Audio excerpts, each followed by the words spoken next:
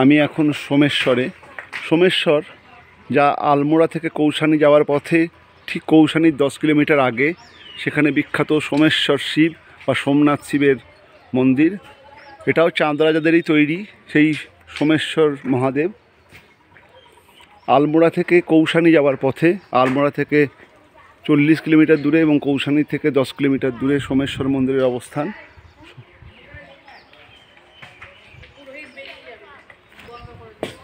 সোমেশ্বর মন্দির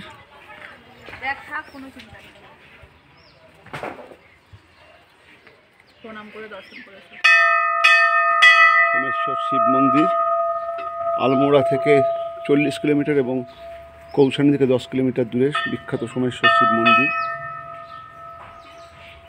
আমরা এখন সেই মন্দিরে।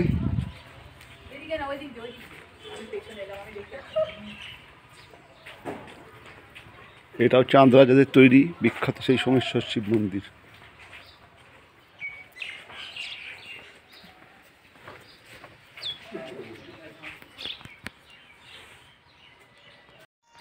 কৌশানীর ঠিক 10 কিলোমিটার আগে বিখ্যাত সোমেশ্বর শিবের মন্দিরে, সোমেশ্বর মহাদেব মন্দির, যা গ্রাম সোমেশ্বরে অবস্থিত।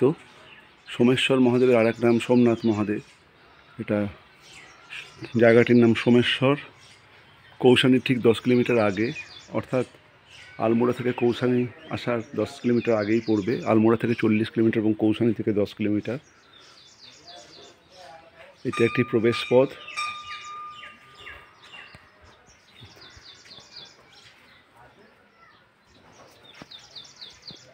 আমার মেয়ে ঘুরে ঘুরে বেড়াচ্ছে।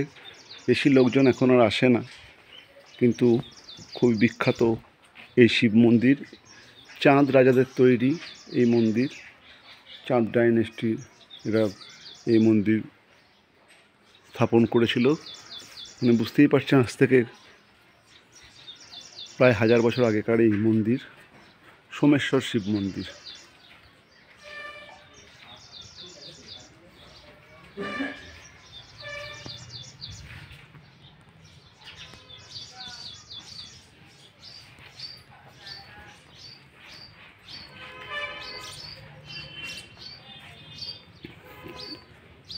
মূল গর্ভগৃহের সোমেশ্বর শিবের আমি ছবি নিতে পারবো না, তবে পুরোহিত মশাইয়ের সঙ্গে কথা বলে বাইরে থেকে এই ছবিটি নিচ্ছি।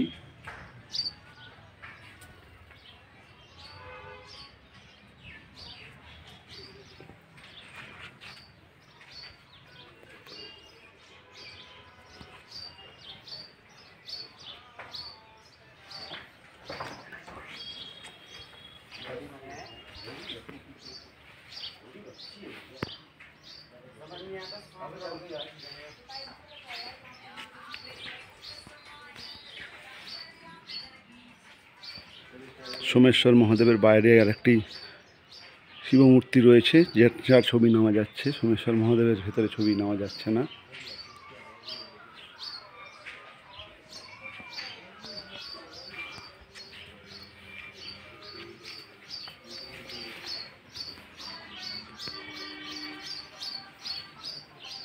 এটা সোমেশ্বর মহাদেবের গর্ভগৃহ,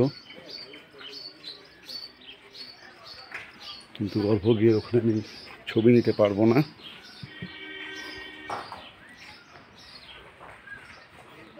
বাইরে থেকেই দেখুন সোমেশ্বর শিব মন্দির। হর হর মহাদেব।